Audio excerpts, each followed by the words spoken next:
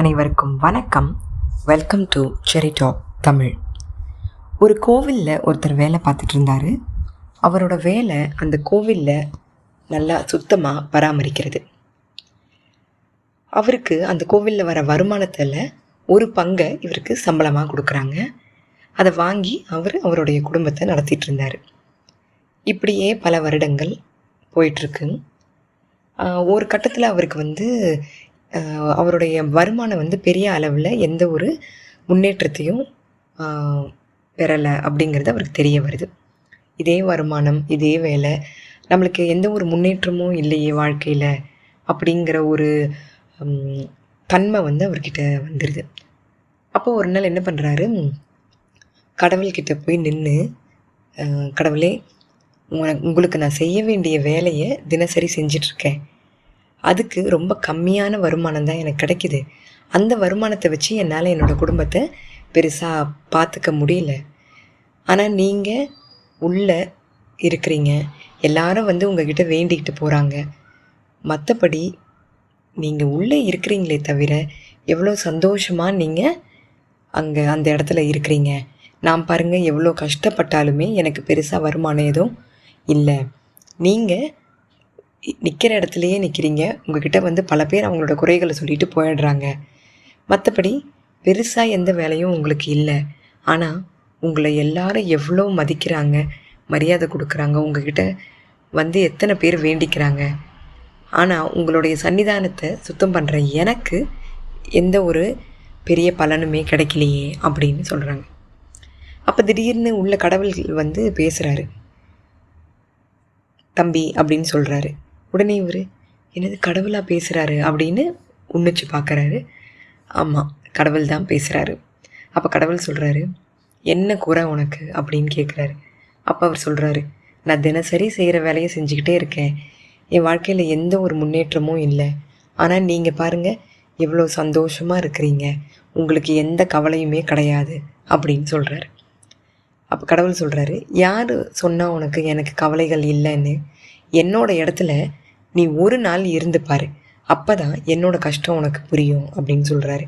அதுக்கு அந்த கோயிலில் வேலை பார்க்குறவர் சிரிச்சுக்கிட்டே, உங்களுக்கு என்ன கஷ்டம் இருக்க போகுது கடவுளே அப்படின்னு சொல்கிறாரு. சரி, அப்போ ஒன்று பண்ணலாம். ஒரு நாள் நீ கடவுளாக இருந்து பாரு. உன்னை மாதிரி நான் மாறிக்கிறேன், என்ன மாதிரி நீ மாறிக்கும். ஆனால் ஒரு நிபந்தனை, நீ என்ன மாதிரி, அதாவது கடவுளாக மாறுறப்ப எக்காரணத்தை கொண்டும் வாய் திறந்து பேசவே கூடாது.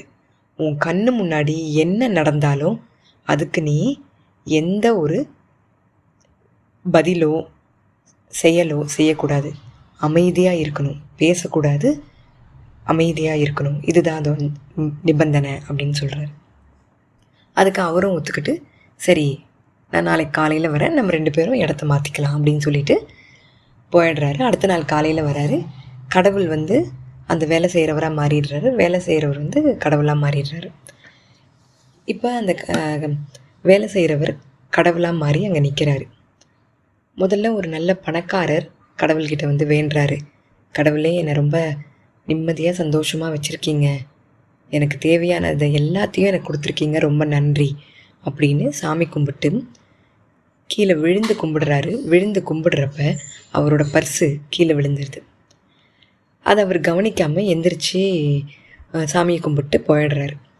இப்போ அந்த கடவுளாக நிற்கிறார் இல்லையா, அவர் அந்த பர்ஸு கீழே விழுந்ததை பார்த்துட்டு, அச்சச்சோ பர்ஸை விட்டுட்டு போயிட்டாரே அப்படின்னு அவருக்கு சொல்ல தோணுது. ஆனால் அந்த நிபந்தனைப்படி அவர் அமைதியாக இருக்கணும், அதனால் அமைதியாக இருக்கார். கொஞ்ச நேரத்தில் இன்னொருத்தர் வராரு. அவர் ரொம்ப ஏழ்மையானவர். அவர் வராரு. அவங்க அம்மாவுக்கு உடம்பு முடியல, எங்கள் அம்மாவை எப்படியாவது எனக்கு காப்பாற்றி கொடுங்க அப்படின்னு கடவுள்கிட்ட வேண்டிட்டு கீழே விழுந்து கும்பிடுறாரு. விழுந்து கும்பிடுறப்ப அங்கே அந்த பர்ஸை பார்க்குறாரு. ஓ, இது கடவுள் நமக்காக கொடுத்த பணம், நமக்கு உதவி செய்கிறதுக்காக அவர் கொடுத்துருக்காரு அப்படின்னு சொல்லிட்டு என்ன பண்ணுறாரு, அந்த பர்ஸை எடுத்துகிட்டு போயிடுறாரு. இப்போவும் அந்த கடவுளாக நிற்கிறார் இல்லையா, அவருக்கு ஐயோ அவரோட பர்ஸை இவர் எடுத்துகிட்டு போகிறாரே அப்படிங்கிறது தோணுது. ஆனால் நிபந்தனைப்படி பேசக்கூடாது, அவர் பேசலை. அடுத்தது ஒருத்தர் வராரு. அவர் என்னன்னா ஒரு கப்பலோட்டி. அடுத்த நாள் அவர் கப்பல் பயணமாக கிளம்புறாரு. அதுக்கு முன்னாடி சாமி தரிசனம் செஞ்சுட்டு போகலாம் அப்படின்னு வராரு. வந்து சாமி கும்பிட்டுட்ருக்காரு. அப்போ என்ன ஆகுதுன்னா, அந்த பணக்காரர் பர்ஸை தொலைச்சார் இல்லையா, அவர் வந்து போலீஸை கூட்டிகிட்டு வராரு. கூட்டிகிட்டு வந்து இங்கே தான் நான் என்னோடய பர்ஸை தொலைச்ச ஞாபகம் அப்படின்னு சொல்கிறாரு. அப்போ உள்ளே வந்து பார்க்குறப்ப இந்த கப்பலை ஒட்டி வந்து சாமி கும்பிட்டுட்ருக்காரு. எனக்கு இவர் மேலே தான் சந்தேகம், ஏன்னா இங்கே தேடி பார்த்தா என்னோடய பர்ஸை காணோம் அப்படின்னு சொல்லி அவரை அரெஸ்ட் பண்ணுங்க அப்படின்னு சொல்கிறாரு அந்த பணக்காரர். போலீஸ் இவரை அரெஸ்ட் பண்ண வராங்க. அப்போ கடவுளாக இருக்கிற அந்த கோவிலில் வேலை செய்கிறவர் அவரோட பொறுமை தாங்க முடியாமல் உடனே பேச ஆரம்பிச்சிடுறாரு. பேசி அங்கே என்ன நடந்தது அப்படிங்கிறத சொல்லிடுறாரு. இந்த மாதிரி அந்த பணக்காரருடைய பர்ஸை அந்த ஏழை அவருடைய அம்மாவோடைய மருத்துவ செலவுக்காக எடுத்துகிட்டு போயிட்டாரு, அந்த பர்ஸை இந்த கப்பலோட்டி எடுக்கலை அப்படிங்கிறத சொல்கிறாரு. இதெல்லாம் சொன்ன உடனே என்ன ஆகிடுதுன்னா, அந்த கப்பலோட்டியை விட்டுட்டு அந்த ஏழையை போய் போலீஸ் கண்டுபிடிச்சி அவரை கைது பண்ணிடுறாங்க. கைது பண்ணிவிட்டு அது அப்படியே முடிஞ்சு போயிடுது. இப்போ கடவுள் வந்து இவரை திட்டுறாரு. நான் உன்கிட்ட என்ன சொன்னேன்? என்னோடய நிபந்தனை நீ என்ன நடந்தாலும் பேசக்கூடாதுன்னு சொன்னேன், ஆனால் நீ ஏன் பேசின அப்படின்னு கேட்குறாரு. அதுக்கு அவர் சொல்கிறாரு, என் முன்னாடியே தப்பு செய்யாத ஒருத்தரை போலீஸ் பிடிச்சிட்டு போகிறாங்க, அப்போ நான் எப்படி அமைதியாக இருக்க முடியும் அப்படின்னு அவர் சொல்கிறாரு. அதுக்கு கடவுள் சொல்கிறாரு, நான் ஒவ்வொருத்தவங்களுக்கும் ஒரு நியாயமும் அவங்களுக்கு என்ன செய்யணும் அப்படிங்கிறதையும் முடிவு பண்ணி வச்சுருந்தேன்.